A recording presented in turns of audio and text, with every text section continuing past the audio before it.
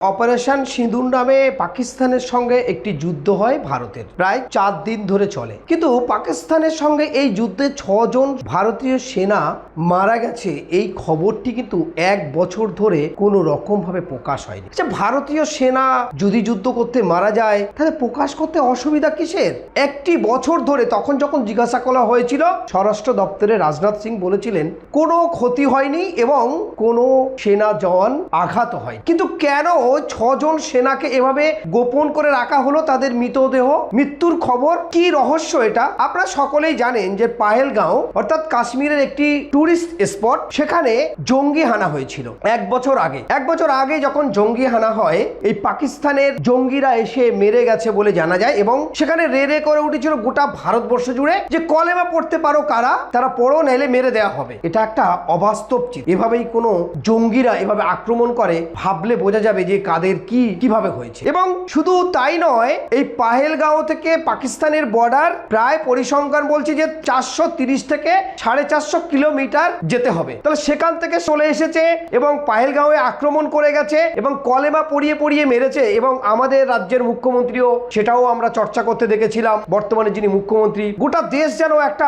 আতঙ্ক সৃষ্টি হয়েছিল মুসলমানদের উপরে। তারপরেই পাকিস্তানের সঙ্গে অপারেশন সিন্দুর নামে শুরু হয়েছিল অ্যাকশন। 4 দিন ধরে চলেছিল এই যুদ্ধ, কিন্তু সেই যুদ্ধে পাহেলগাঁওয়ে ঢুকে গেছিল বলে বিভিন্ন মিডিয়া একেবারে রে করে উঠেছিল যে পাকিস্তান দখল হয়ে গেছে, করাচিতে ঢুকে গেছে, আমাদের সেনা করাচিতে ঘুরে নিয়েছে। মানে অলি গলি যেভাবে বলছিল, পুরো যেন সব ঘিরে নিয়েছে পাকিস্তানের, আর কোনো রাস্তা ছিল না, পাকিস্তান এবার পুরো দখল হয়ে গেছে। সত্যি সেই যে মিডিয়ার দ্বিচারিতা, আজও কিন্তু এই মিডিয়া এই খবর প্রকাশ করছে না, সেই সমস্ত দ্বিচারিতা মিডিয়া। কেন 6 জন সেনা, দেশের সেনা মারা গেল আর 1 বছর পরে প্রকাশ করছেন?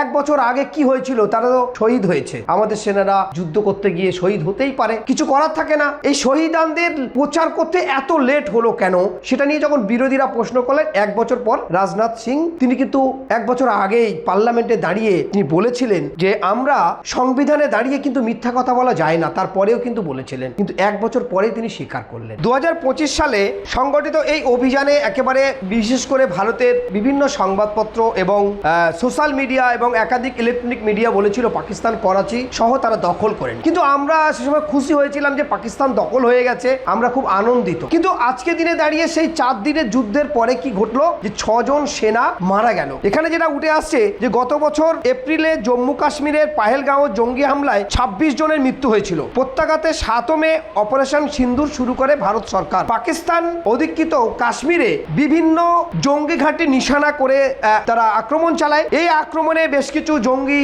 নিহত হয়েছে বলে কিন্তু সংবাদপত্রে খবর উঠে আসে। তারপরেও আমরা ভেবেছিলাম যে একটি জায়গায় গেছে, কিন্তু 1 বছর পরে এই সেনাদের কথা উঠে আসছে। সত্যি কথা বলতে যেটা, দ্বিতীয়তম, ভারত একটি বৃহত্তর গণতান্ত্রিক দেশ, ভারত একটি শক্তিশালী দেশ। সেই শক্তিশালী দেশে যে 1 বছর পরে 6 জন সেনার নাম বলতে হচ্ছে, এটা খুবই লজ্জাজনক। এবং রাজনাথ সিং এর মতো একজন স্বরাষ্ট্র দপ্তর যিনি দেখেন, তিনি তখনই কিন্তু বলেছিলেন যে এটা কোনো বিষয় নয়, কোনো ক্ষতি হয়নি, কোনো সেনা জওয়ান মারা যায়। কিন্তু আজকে দিনে দাঁড়িয়ে 1 বছর পর আবার স্বীকার করল। আমরা এর আগেই দেখেছিলাম যে কয়েকদিন আগে যখন হরমুজ প্রণালীতে আমেরিকার বাহিনী অর্থাৎ ডোনাল্ড ট্রাম্পের বাহিনী যখন পর এই হরমুজ প্রণালীতে 3টি জাহাজে আক্রমণ করলো এবং বেশ কয়েকজন আমাদের ভারতীয় মানুষ সেখানে মারা গেল। তারপরেও আমাদের দেশের প্রধানমন্ত্রী যখন ট্রাম্পের সঙ্গে বসলেন, তিনি কিন্তু বিভিন্ন বিষয়ে আলোচনা করলেন, একবারও বললেন না যে কেন আমাদের এই জাহাজের উপরে আক্রমণ করা হলো বা এই তেলবাহী জাহাজের উপরে আক্রমণ করা হলো এবং 3 জন মারা গেল, এর কারণটা কি বিশ্লেষণমূলকভাবে তিনি জিজ্ঞাসা করলেন না।